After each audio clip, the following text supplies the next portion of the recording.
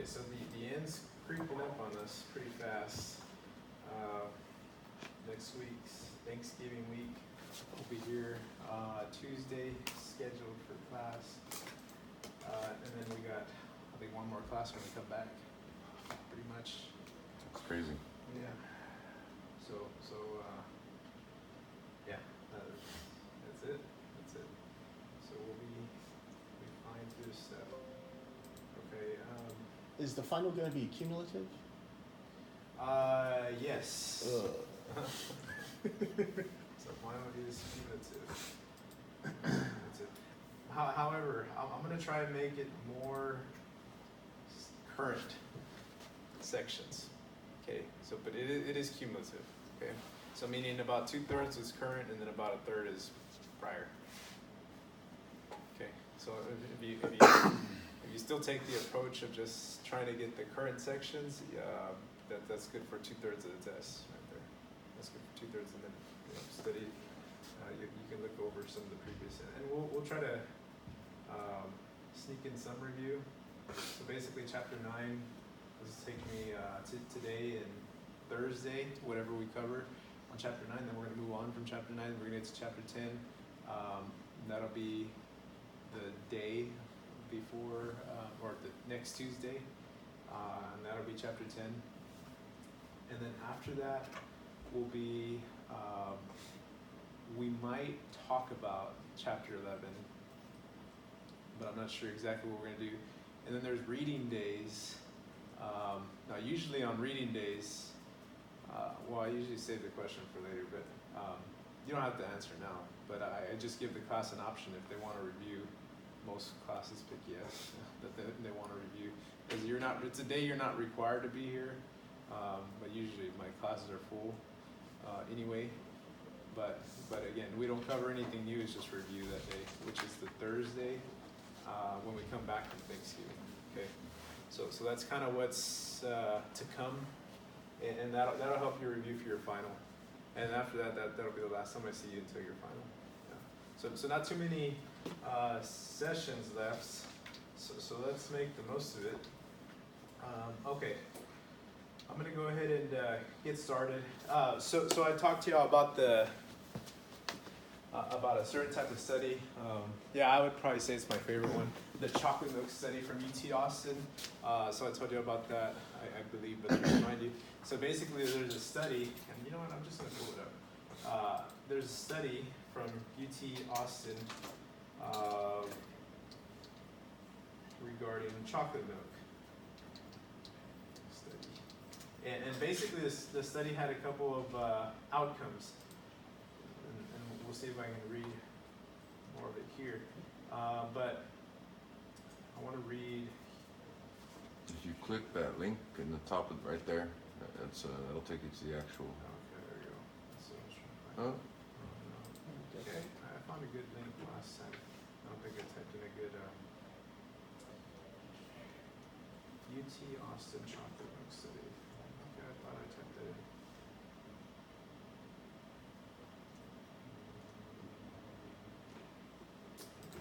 Right there, ResearchGate. That's the one. Yeah.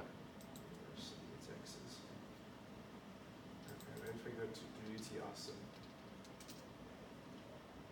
UT Austin only. Chocolate milk gives those right there. Yeah, University of Texas Austin. Search chocolate milk study. Gives athletes. Okay, here we go. Yeah, so after riding a bike for 90 minutes at moderate intensity and for 10 minutes of high intensity intervals, 10 trained cyclists had significantly more power and rode faster. They reduced their ride time by an average of 6 minutes when they consumed low-fat chocolate milk rather than a carbohydrate sports drink, like Powerade or Gatorade or something like that. And I think they even also compared it to water. Compared to the other recovery drinks, chocolate milk drinkers had twice the improvement in maximum oxygen uptake after 4.5 weeks of cycling. So twice the improvement, which included intense exercise 5 days a week with each session followed by one of 3 recovery beverages. Maximal oxygen uptake is one indicator of an athlete's aerobic endurance and ability to perform a sustained exercise. The study included 32 healthy amateur male and female cyclists. Ivy's research also revealed that low-fat chocolate milk drinkers built more muscle and shaved off more fat training, ending up with a 3-pound lean muscle advantage after 4.5 weeks of training, as compared to study participant who consumed a carbohydrate drink. This study also included 32 healthy amateur male and female cyclists who rode for 1 hour 5 days a week and drank one of 3 recovery beverages immediately following and 1 hour after the bout of exercise. Okay, so they drank.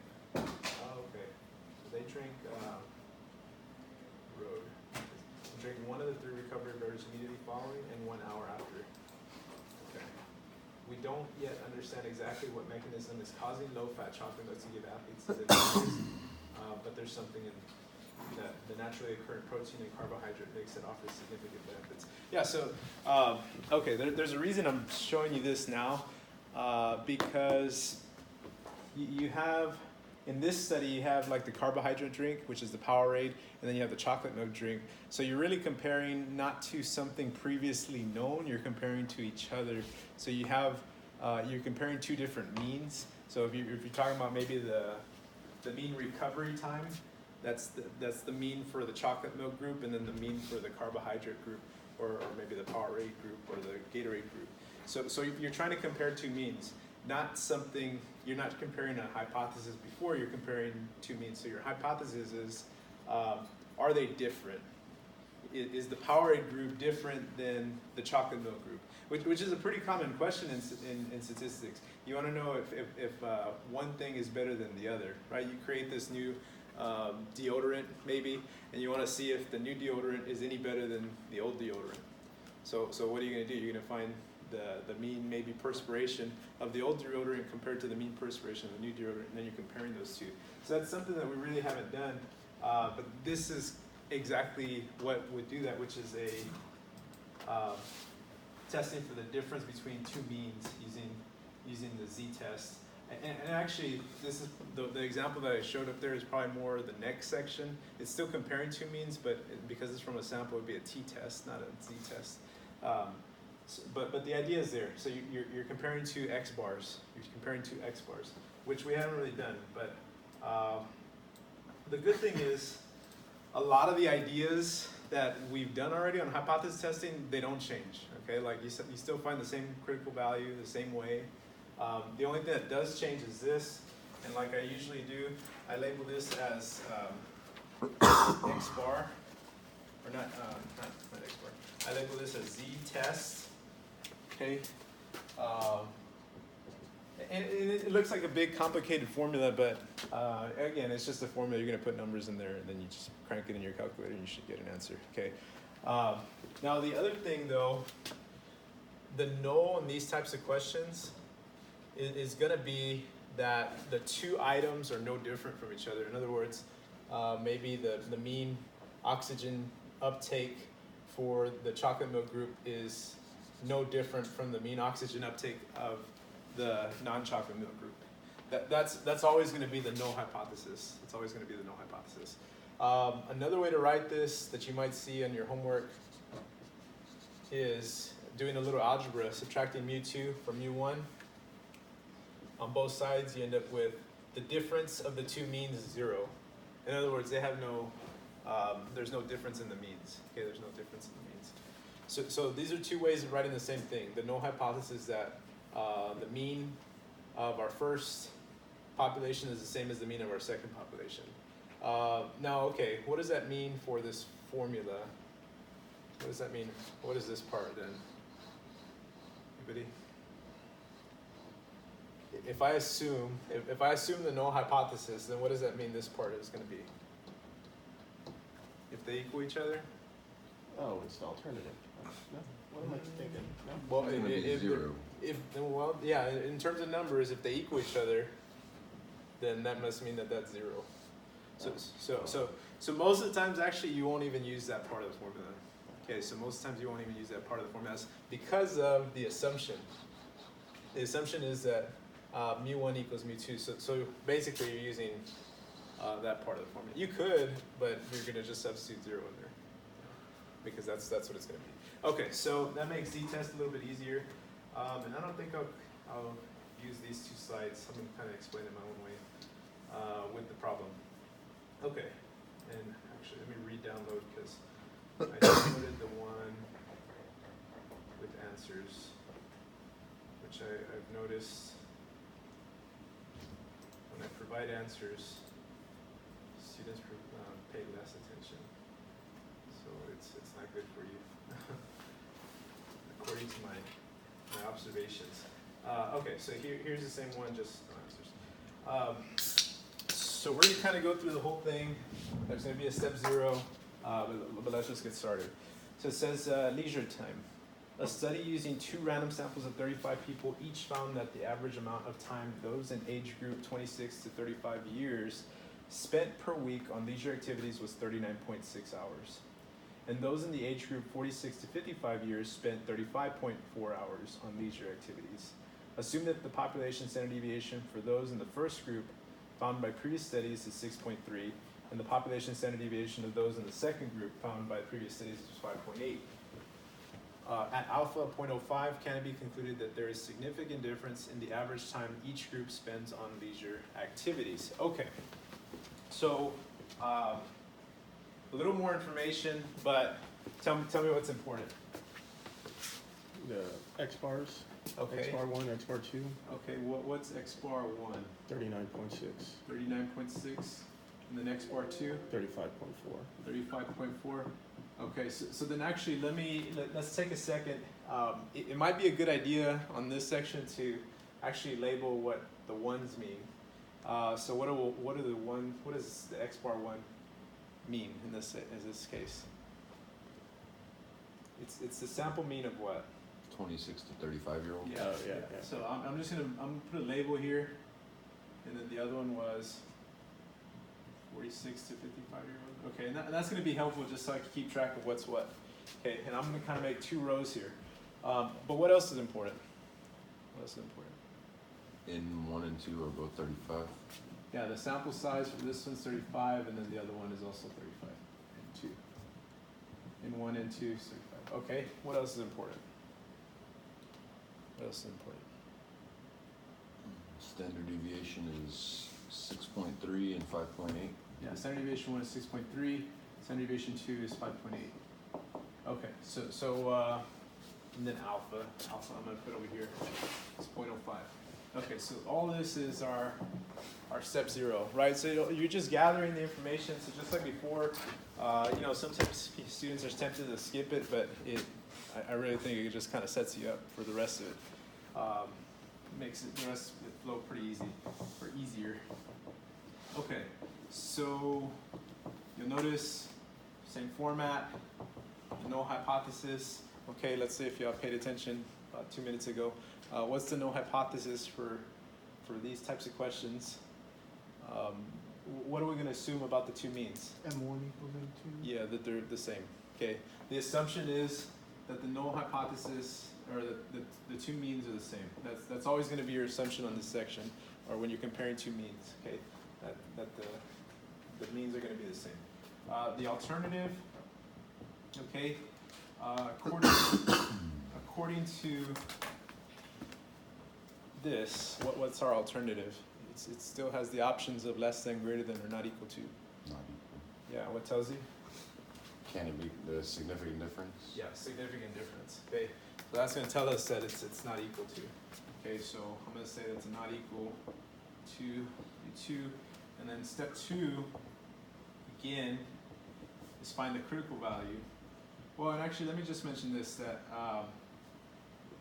you might also see this in your homework. That's the same thing as this. If you subtract mu2 from both sides. Also, the alternative could be written as where the difference of the means is not 0. That's equivalent. Those are equivalent statements. Okay. Okay. So what's the whole idea here? So for the critical value, the no is what? The no is you're assuming that I get a curve for, in this case, the difference of these, and it should be centered at 0. We're assuming it's centered at 0. That's the assumption, that this is centered at 0. Okay, that's the whole null hypothesis. Now the critical value takes into effect, right? What is this? Is this a left-tailed, right-tailed, or two-tailed? Two-tailed. Two-tailed, because it's not equals to, so it's two-tailed. And then if alpha is 0.05, what's on each side? 0.025. 0.025. 0.025 here, and 0.025 here. Okay. So y'all tell me, how am I going to find Z critical? And this is where Mufasa comes in the clouds and he tells you to remember, because I already taught you this. Okay, right. Inverse norm. Inverse norm. Okay, good. Yeah, so this is the thing I told y'all last week, that first week students get it, and then we come to this, and somehow students, so you got to fight to remember, right? So in other words, go back to last week's notes for critical values. I gave you some slides that showed you, okay, for left-tailed, right? Remember left-tailed, you're going to use inverse norm area alpha. For a right-tailed, you'll do inverse norm area 1 minus alpha. And then for a two-tailed, you do inverse norm of alpha over 2. Okay, but that's in your notes from last week. So we're just going to do this second bars inverse norm of area 0.025, because it's two-tailed. I'm using alpha over 2. And I got negative 1.96. Negative 1.96 is this side, and by symmetry, the other side is 1.96. So I have my critical value. Okay. So far, we've gathered data. The null hypothesis was written a little bit different, but still the same step. Step 2, actually nothing changed about that. Okay, step 3, in the critical value method, you find the test value. Find the test value, which the test value you're using this formula that I set up here. Okay, but in fact, I'm only going to write. Okay, quick. I'm only going to write the part that pertains here: x bar 1 minus x bar 2 over standard deviation or squared over n1, or I should say variance over n2, square root of all that. Okay. So I'm using that formula from 3 slides ago. Okay. Okay, it's 6 numbers. You just put in 6 numbers in. Okay, so you just put the numbers in, right? You can get overwhelmed with the formula, but I mean at the end of the day, what are you really doing? Just replacing things. 39.6 minus 35.4 over the square root of 6.3 squared over 35 plus 5.8 squared over 35. Okay, and then you input it. So this is the formula I was using there. Okay, so then we input into our calculators. If you can, put it all in at once, but if you have kind of like an older calculator, then you might want to do it piece by piece. Here, I'm just going to put it in at once. I think it's worth your time if you're able to type this in, to figure out how to type this in all at once, okay? The big thing is you're going to put the square root on the bottom, and then the fraction alpha y equals, okay, and then 6.3 squared over 35 plus 5.8 squared. Fix that.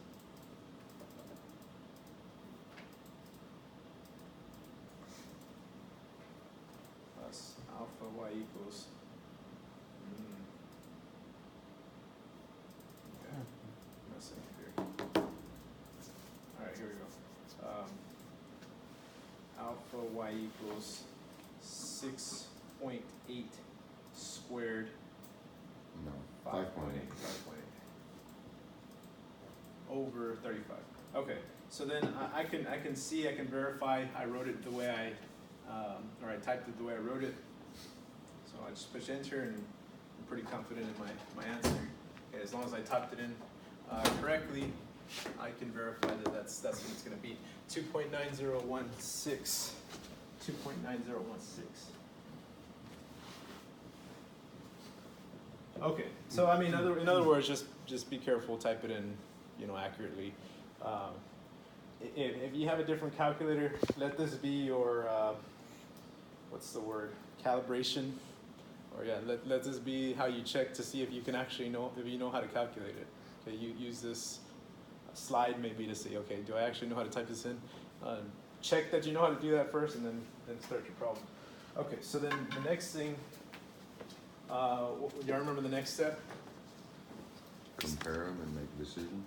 Yeah. So step 4 is to compare them and make a decision. And usually, before I even get to step 4, I'll use this z-test, and then I'll place it. Is it going to be in the critical region or not? Yeah. It is. Yeah. So 2.9016 z-test is going to be right here. 2.9016. And now I can make my decision. So step 4 would be a statement about H naught. Okay, let me scoot this over a little bit.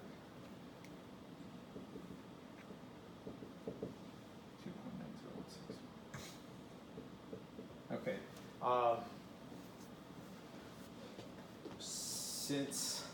Since what? Since z-test is in the critical region, what's the decision?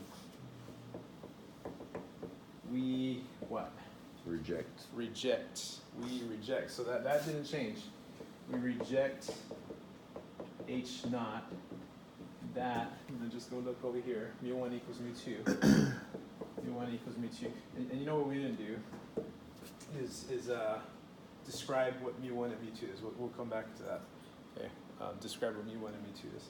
Okay, so then we're almost done with this. So now, step 5 would be to summarize, yeah. And usually I call this decision, actually. I think on your notes. Decision and then summary. You're lucky. What's that? Okay, so summary of H1. Okay, so if we reject H naught, is that evidence for the alternative? Is that evidence for the alternative? That is evidence. That is evidence. Yeah, we reject H naught, so there's evidence for the alternative. So there is enough evidence. There is enough evidence, and usually enough is fine. Yeah, it's fine. There is. I've been using sufficient, but if you put enough, I'm not gonna. It's the same Can we English. just put there is evidence? There's sufficient evidence.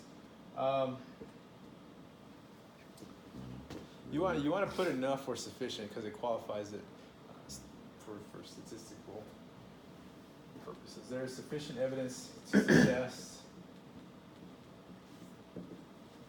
that or suggest H1. They use a support.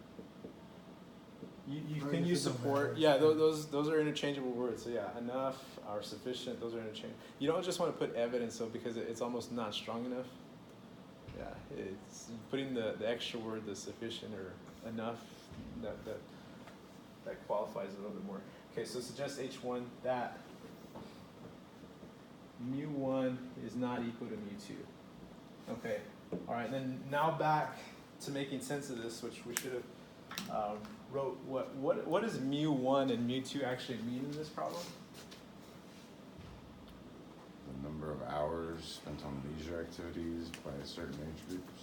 Yeah. So I'm going to say it like this: where mu1 and mu2 is the number of hours spent on leisure activity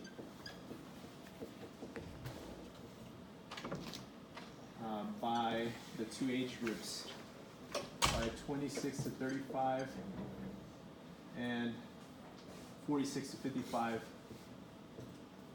year olds. That's in a year? In a week. In a week, respectively. Oh, okay, I was like, people need better lives. Oh, you mean like a yearly? Yeah, yeah, I know. 40 hours a year. Yeah, so this kind of tells us, okay, like I said, so in a paper, if somebody was doing a study, they would say this once and then they never have to go back and say it again. So you state it one time up front, and then now you can just write me one, me two, all throughout your whole paper, which doesn't sound great when you're doing problems, but when you're writing, 20 pages of this in a report, symbols are fantastic. Now, you don't have to write this every time. Right, every time you're talking about the mean, which you're probably talking about quite often in a paper. Okay, so that's it, right? So it looks a lot like what we've done. Okay, it looks a lot like what we've done. What's the difference here? Now we're comparing two different means. Now, just like before, we used z-critical. What was the key in step 0 that told us we're going to use z-critical compared to the next section where we're not going to use z-critical? What do you think? The standard deviation. This was the population standard deviation, was previously known. Okay, that's how you'll know you'll use z-critical, just like before. Okay, and then next, if it's not known, then you'll be able to calculate s, and then you'll have to use t-critical, which we'll hopefully get to today. Okay, but that's the first one on leisure time. So you see that it's very similar. Okay, so here's the next one. Okay, so what do you think I'm gonna tell you? Start typing. Okay, so then start typing. Now, muscle memory is a real thing. If for some reason, and I won't, but if for some reason I asked you to do one of these on the test, and the first time you ever did it was on the test, yeah, you'll probably run out of time. Okay, so it's good to get some practice with it. I mean, it's only 100 numbers. Yeah, type about 1,000 texts a day. Damn, 3. kids.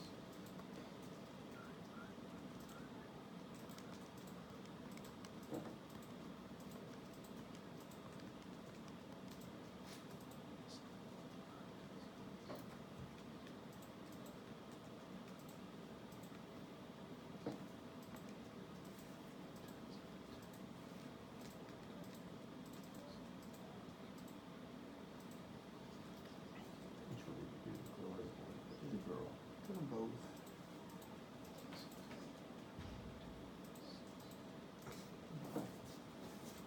Okay, and just to make sure you're putting the females in list 2. Okay, so males are in list 1, females in list 2.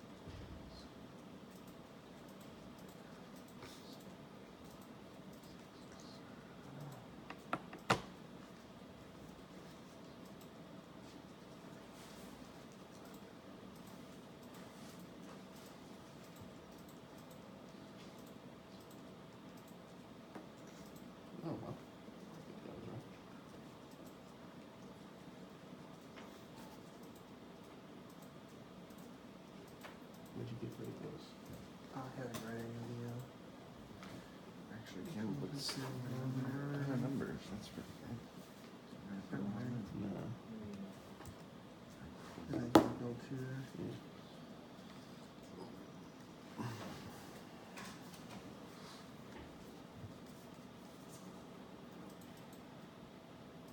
Nope.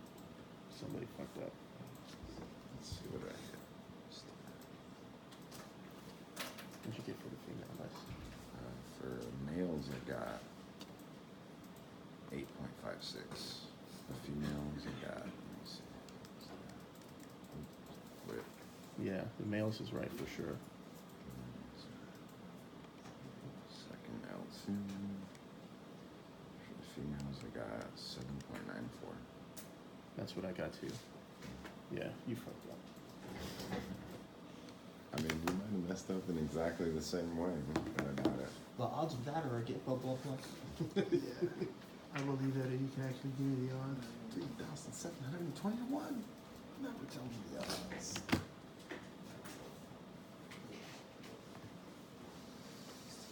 I was more worried about speed than accuracy. I wanted to beat you. You wanted to be me. Now my numbers are I'm wrong. gonna say it's not fair, because You gotta use a on mouse. this thing, it's you know, it's okay. I actually missed the whole line, so I think I missed 16, 10, 7, 8, 5, 16, 10. 16, 10, 7, 8, 5. Oh no, there it is. 16, 10, 7, 8, 5. 7, 5, 5, 6, 5. Oh, there it is. It's in 7. 10, 7, 6, 5.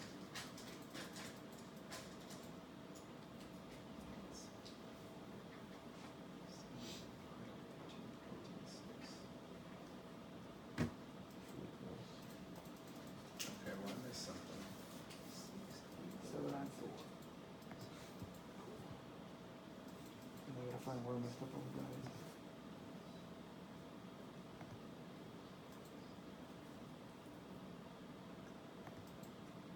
Ah, 6, 5, 5, 7, 6. 5, 5, 6. I found what I missed. Okay, yeah, I missed something, so I have to go back and 6. Well, we got it. 5, We're confirmed. 7, 6. Okay, now I got it. All right, so then, all right, let's check. Let's see. Moment of truth. Does somebody have that 8.56? Yeah. Yes. Okay. Yes. That's usually enough for me. Okay, so then, yeah, I mean, statistically, if somebody else happens to get that, that means it's probably it. Okay, because the probability of two of us making the same mistake is very low. See, who said you can't apply stats to more stats? Okay, so, Apply stats, 2 more stats. okay, so here, so what's important? Let's start listing that. What's important here? The ends. X bar 1 is 8.56. 8.56, and then X bar 2 is 7.94. X bar 2 is 7.94. Okay, and I'll type it into just to verify. But what was X bar 1 referring to?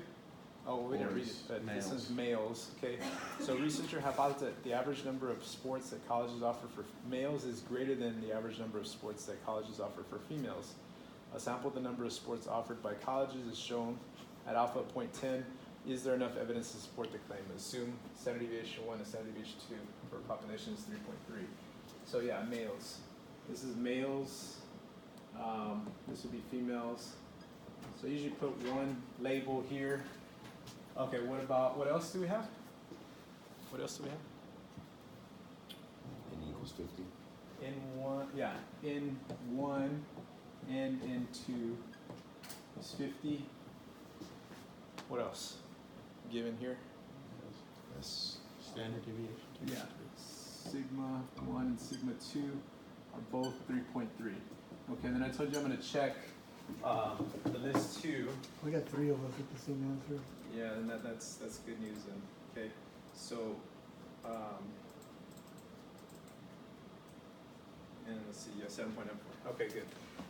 Okay, so we have it. So here, just to note real quick, if we were in the next section and this was not given, what would you use? Yes. S. Okay, and then you'd have to use T critical. Okay, so that's just kind of foreshadowing what's to come. Okay, but we got step 0. Step 1, we need the hypotheses. Okay, and okay, let's see if you remember about 10 minutes ago. What's the hypothesis always for the null? M1 equals M2. Yeah, mu1 M1. equals mu2. Okay, mu1 equals mu2. Okay, then the alternative is, in this case, it could still be, Not equal. it could be less than, greater than, or not equal to. Those are our options. So in this case, it's gonna be greater than.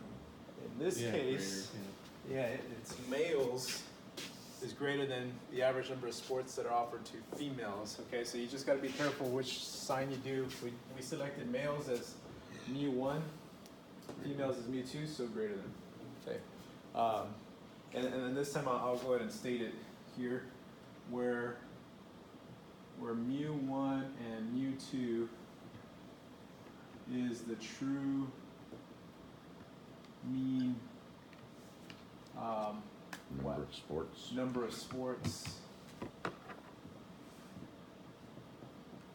offered for males and females respectively. Okay, and just so you know, the respectively just means I said this mu1 and mu2, and in that same order, that's what male.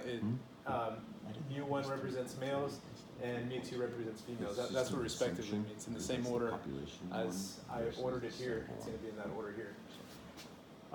Okay, so that's my hypothesis. Step 2 Population versus would be the critical value. sample is T. Yeah. No. Yeah. Okay. Is T Well, let's see if we can start doing some of this. So I want you to find the critical value. What is this? A left, right, or two-tailed? Left, right, or two-tailed? Right tail. It's greater than, so it's a right tail. Your alpha is going to be, we didn't write it, but it's 0.10. Okay, so your alpha is 0.10. What I want you to do is find the Z critical. Figure that out. Step 3, use your formula. Find the test value, which is Z test from the board, x bar 1 minus x bar 2 over variance over n1 plus variance over n2, square root of all that. Okay. Yeah, okay, then keep going. Make your decision. So the decision, step 4.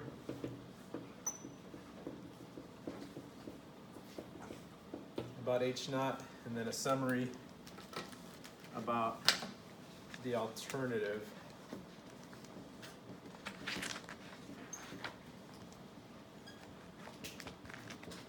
Okay, so let's take, let's see. We can do that in maybe about like 5 minutes or so. Okay. So find Z critical. Do you need help on Z critical? Just ask. Yep.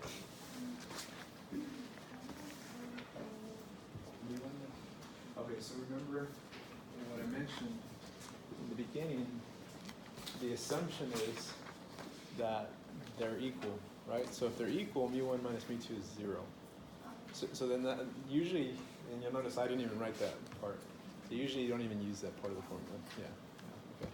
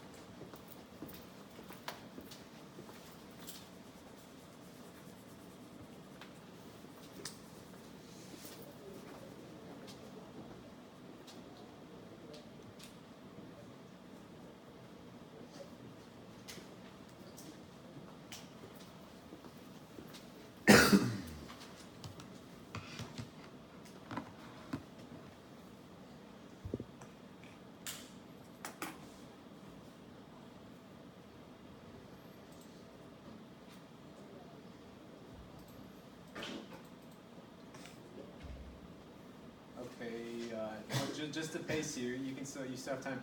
The critical value, how did y'all find that? Inverse norm of what number? Point what? I did 1 minus 0.1. Good, because it's, you want area to the left of the critical value, so 0.9. Then you should have got 1.2816. 1.2816.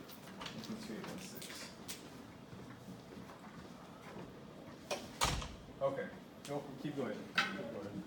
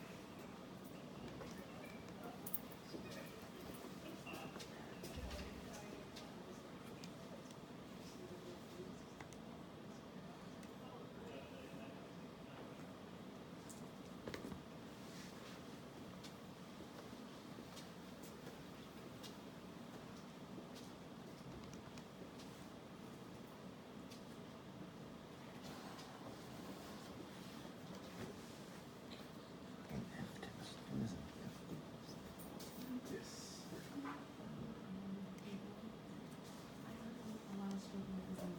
Oh, okay. Well, we can do that for both of these questions. So basically, it's z-test, the area from z-test on normals. And then if it's 210, then you have to do that, but then double that. Okay, so then let's try. Well, you keep going. I'm just going to start putting this up here.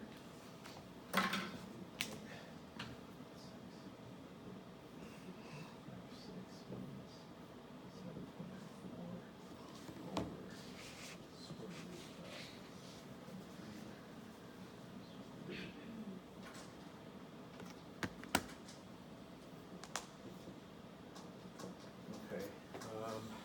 Well, let's see. Do y'all have an agreement on the z-test? 0.939? 0.939? Is that what you got? 0.939? Yeah. Okay, 0.939. Yeah, that's what they got yesterday too. Okay, so 0.939. Okay, so let's do this. Is point, so that z-test, 0.939, is that in the critical region? Or not? Yeah. 0.939? Yes. Oh, no. Yeah, no. so Oh, this- yeah. Right, okay, so Yeah, inside. z-test would be here, 0.939. Okay. Just not to check. Okay, yeah, so then now the decision, we do not reject or, the reasoning, since z-test is in the non-critical region, you can also say not in the critical region, non-critical region, we do not reject or we fail to reject. We fail to reject H naught. That mu1 equals to mu2. mu1 equals to mu2. Okay. And then here, while I remember, remember I told you that you might see it this way as well. mu1 minus mu2 equals 0 is the null, or mu1 minus mu2 is greater than 0 is the null, or is the alternative. Okay, so that's just another way of doing it, subtracting mu2 from both sides. Okay, summary. So we failed to reject H naught. Is that evidence for the alternative? Yes or no? No. We failed to reject H naught. There is no evidence. There is not sufficient evidence. There is not sufficient evidence to suggest H1 that mu1 is greater than mu2. Okay. Yeah, so in other words, what are we talking about? we don't have enough evidence to reject that the number of sports offered for females is the same as the number of sports offered for males. There is not sufficient evidence to suggest that males have a greater number of sports offered to them than females, according to this study. So that's the kind of thing that we can find from this. And so that might be like a female rights activist group trying to prove their point, or it could be the other way around. People trying to prove that hey, it's not. There is some type of equality in at least in sports. Okay. But this one goes to the group that says that there is some type of equality, at least in this case. And I don't know if this one's actual numbers. Some of them are. Okay, so now, well, actually, one thing I was asked about the p-value. Okay, so the p-value does not change either. So the p-value method, we'll do that real quick over here. But pretty much, step one, same p-value method. Step one, same. Step two is the test value. So instead of being step 3, it's step 2. So I'm just gonna put the answer. Z-test equals 0.939. Okay, step 3 is find the p-value. Okay, so using Z-test, so here's the difference. I'm gonna use the test value, Z-test, zeros in the middle, so 0.939 would be somewhere around here. I'm going to use that, and then it's a right tail test.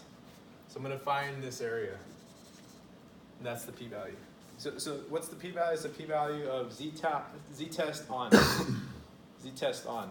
And if it's two-tailed, it's the same thing, z-test on, except what? Except times 2. Okay, times 2. Okay, so I need to do, how am I going to find this area right here in the calculator?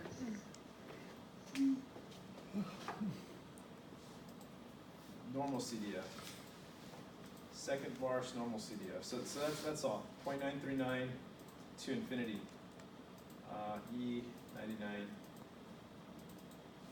That's a z-score, so standard mean is 0, standard deviation of 1. 0.179. 0.1739. So that's the p-value. Okay, and that's really it. You use z-test and you do normal CDF with it, okay, and then you get the p-value. Why would we ever need the p-value? Well, because if I go back, remember there's 2 methods that you need to know. Some of the questions ask you for it. Yeah, because some of the questions also ask you for it. Also because most research is done using the p-value, although both methods are equivalent. So let me refer you back to this slide that we talked about. This one. Okay, so there's 2 rules, right? One is what we've been doing, the critical the value p is method. less than or equal to that. Yeah, if z-test is in the critical region, reject. This is the one we've been using. But here's the other one. If p-value is less than alpha, reject the null. If p-value is greater than alpha, do not reject the null. So it's equivalent results, but instead of using z-test and critical value, we're using the p-value and alpha. P-value and alpha. Okay, so that's all I wanted to mention of that. But yeah, so step 4 would be the same result, different reasoning though. Okay, so decision. Okay, since, yeah, well, first of all, is the p-value less than or greater than alpha? P-value less than or greater? P-value is 0.1739, alpha is 0.10. Is the p-value less than or greater than alpha? It's greater than. So since we're going to say, since p-value, or the p-value, since the p-value is greater than alpha, we fail to reject the null. Fail to reject the null. Just like the slide said right now that I pulled up. That mean 1 equals mean 2, which is exactly what we said over here, except it was different reasons. This one was because z-test is in the critical region, or is in the non-critical region. This is because the p-value is greater than alpha. Those are equivalent though. Those are equivalent. So that's the p-value method. And here, just to finish it, step 5, same. There. So that's the p-value method. Okay. So not much different other than the test value. Use the test. Well, no, that's the same actually. Just moved out of place. Use the test value to find the p-value, and then make the decision based off the p-value, not based off z-test. Not based off z-test. Okay, good. Good. Okay, so here we're gonna try this same problem, I think. Yeah, with a 95% confidence interval. Okay, so this is something I haven't really got too much into. Oh, it might have been. I did talk about it, but it might have been on your homework. Let me go take an aside here. So, okay, there's 3 types of hypothesis tests. You know, right-tailed. Let's just say it's all with alpha 0.1. Okay, that's a right-tailed. You could have an alpha 0.1. Left-tailed. Okay, and then you can have an alpha 2-tailed.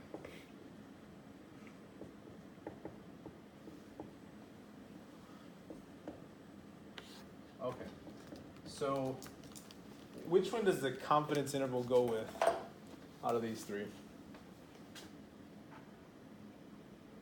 The bottom.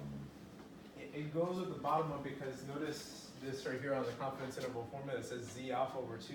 In other words, inverse norm of alpha over 2. Inverse. So if I have a 2-tailed question, then I just do that. That's all I really do. I just do inverse norm of 0.05, find that z critical, and it actually perfectly matches up with the 2-tailed. But it turns out it doesn't match up with. See, so my interval would match up here, and that's going to be a 95% confidence interval. Okay, if alpha is 90%. If alpha is 0.1. Okay, but a confidence interval is like symmetrical on both sides, right? So then I don't have. Does anybody know the confidence level here? What's the area in between here? What has to be on this side? 10. Yeah, 10. So then what's the area in here? 80. That has to be 80. That has to be 80% confidence level to match, right? Because then these results will match my results from my hypothesis testing. Otherwise, it won't. Okay, what about this confidence interval?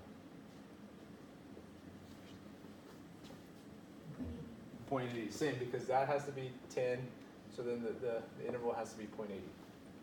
Okay, so an 80% confidence interval matches 10% alpha right-tailed, an 80% confidence interval matches a 10% alpha left-tailed, and then 90% confidence interval matches a 10% alpha two-tailed. Okay, so why do I bring this up? Let's see if they use the right one here. 95% confidence. Well, on our problem, yeah, what do we have? I don't think they used the right one. Yeah, okay, so in our problem we have 10%, right? It's pretty much the same scenario. So then we need an 80% confidence interval. 80% confidence interval. This is the. Okay, let's just look at some of this here. 1.96. Find the 95% confidence interval for the difference between the means for data.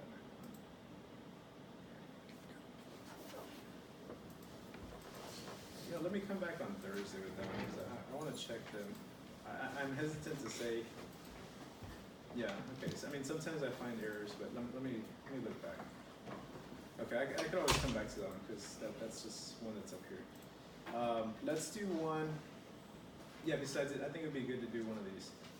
The T. So do y'all remember what I said earlier in the class? What's the difference when you're going to use Z critical and T critical in step 0? It's not the population standard deviation. Yeah. We use Right. And if it's the sample, we use T critical. That's exactly right. So that's what you need to know. Okay. So this will not be given in this section. Okay, so then we'll know to use T critical. Okay, but okay, so let's try it. Here, what are some assumptions? You have two random samples. The sample data are independent of one another. And then when the sample sizes are less than 30, so this is something we've had all along, right? Because remember I told you that 30 or more, you can assume normal distribution. If it's 30 or less, you have to check additional things and make sure that the population is actually normally distributed by looking at the histogram or looking at the box plot or other means. Okay? But again, in most of our problems, we're just assuming that it's normally distributed, so we haven't really worried about that too much. But if you're doing real research, you really want to make sure that that's the case. Okay, so let's try this. So a researcher wishes to see if the average weights of newborn male infants are different from the average weights of newborn female infants. She selects a random sample of 10 male infants and finds the mean weight is 7 pounds 11 ounces, and the standard deviation of the sample is 8 ounces. She selects a random sample of 8 female infants and finds the mean weight is 7 pounds 4 ounces, and the standard deviation of the sample is 5 ounces. Can it be concluded at alpha 0.05 that the mean weight of the males is different from the mean weight of the females? Assume the variables are normally distributed. Okay, so thank goodness we don't have to type anything, right? But what's important here?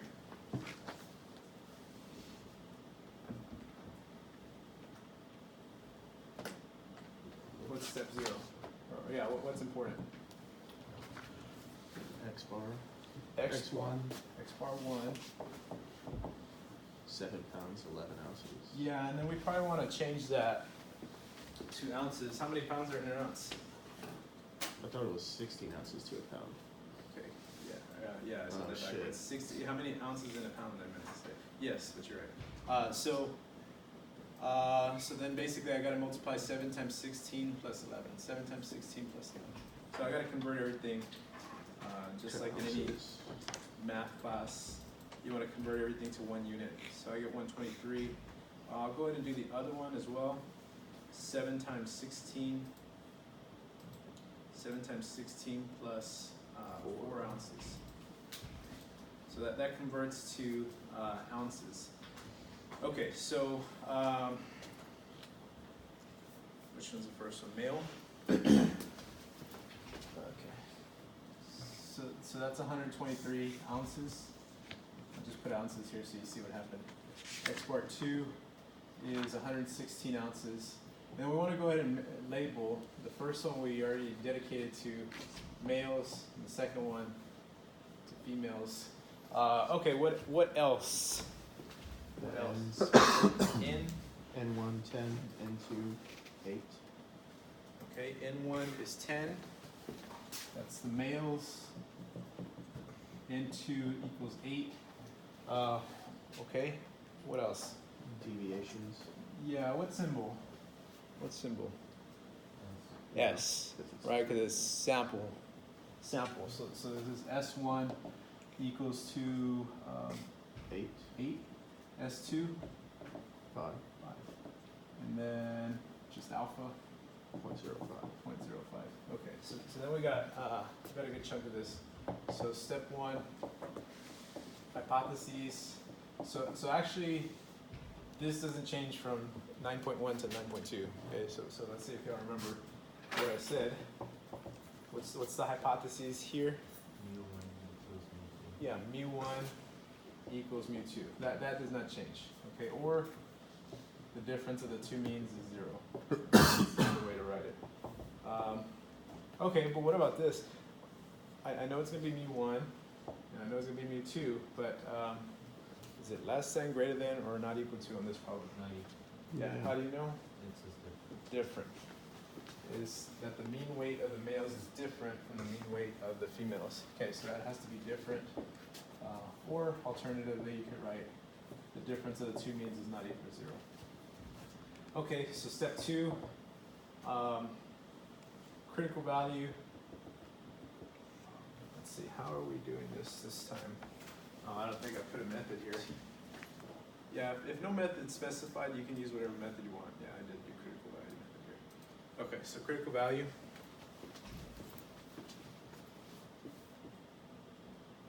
Okay, so then I'm gonna do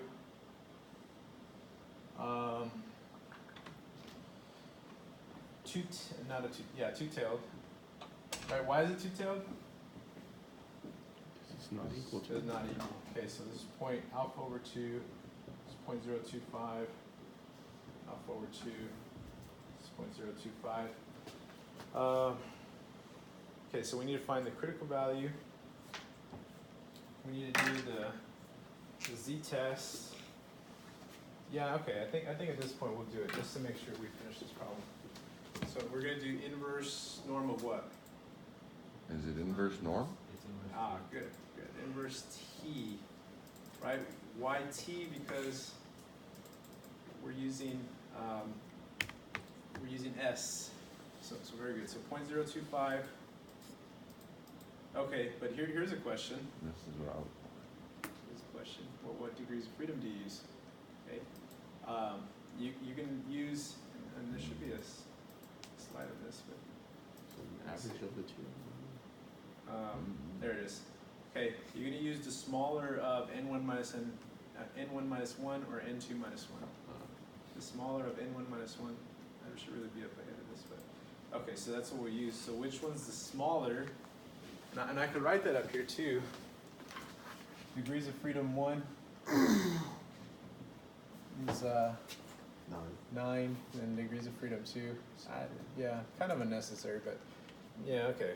The less we have to write, the better. All right, don't write it. Just do it.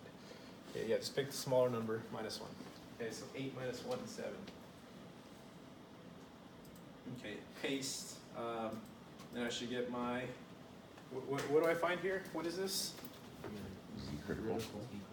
T critical. T critical. T critical, right?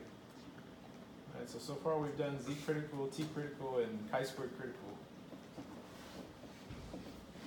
Okay, so T critical, that's negative 2.3646. 3646. 2.3646. Yeah, and then same stuff. Find the test value. Okay, so that's going to be Z, not Z test. T test equals. Okay, did I show you that formula? Was it on there? Maybe it wasn't on there. Let's see. If it's not, we'll add it. Okay, yes it is. What's the only difference? Standard deviation. Yeah, it's not sigma, it's S. It's S. Okay, so that's what we're using. So x bar 1 minus x bar 2 over S sample variance n1 over n1 plus sample variance 2 squared, or sample variance over n2. Okay. Plug it all in. Right, 123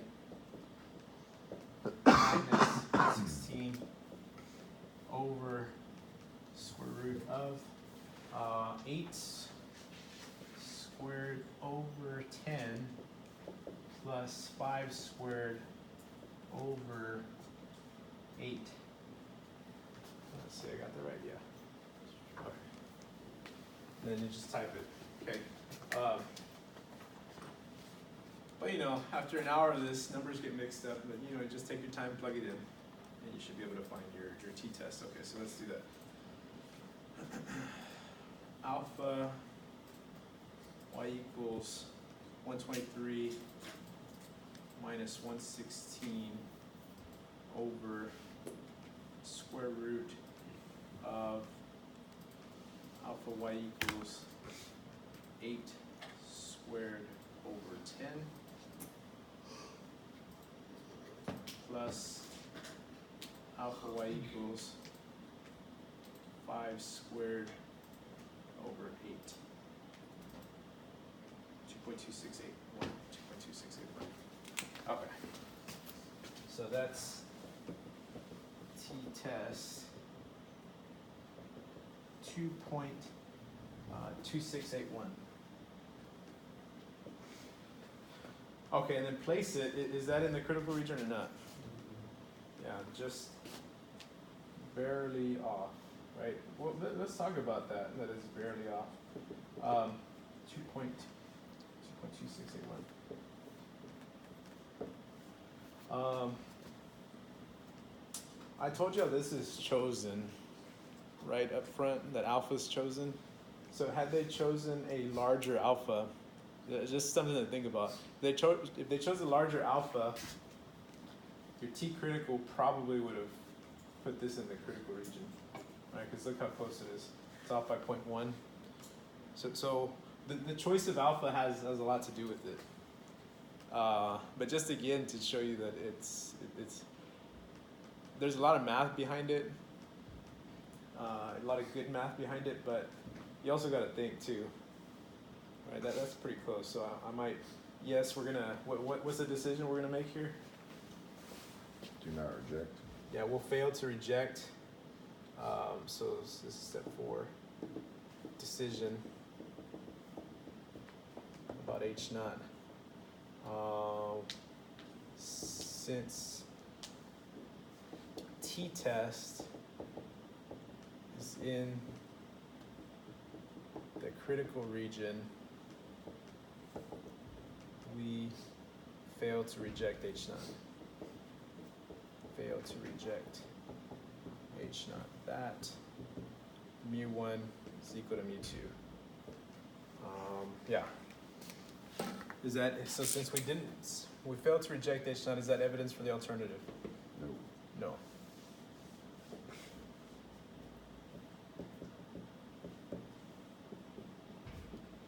There is not sufficient evidence to suggest H1 that mu1 is different from mu2.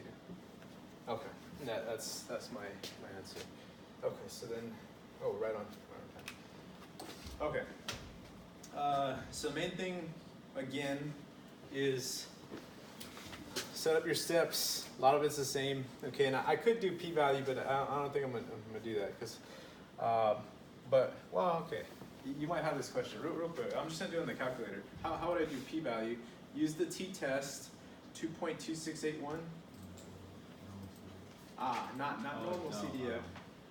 Just kind of use the calculator as your guide. However, okay, if you don't have the TI-83, or if you have the TI-83, you must use the table. Yeah, I forgot about that. So if you don't have a TI-84, you must use the table. Okay, for these calculations, for the T calculations, but still same degrees of freedom. So TCDF 2.2681, 2.2681, upper infinity. Degrees of freedom, the smaller of the two, which is 7, 8 minus 1. Okay, and then paste. Okay, so what do I need to do still? If it was one-tailed, I'd be done. Multiply by 2. Yeah, since it's two-tailed, I gotta times it by 2. So it's 0.0576. So the p-value will be 0.0576, which would be greater than alpha. Yeah, greater than alpha. You see what I was saying earlier? It's just barely greater than alpha, because alpha is 0.05. So it could have changed alpha to 0.10, and that would change the results. But since p-value is greater than alpha, we failed to reject. Failed to reject. Okay, that's just my summary. I didn't do the whole thing again. Which matches? This matches, just different reasons. It matches what we have. It should always match. Okay, we'll leave it at that. And we'll go from there. Any questions?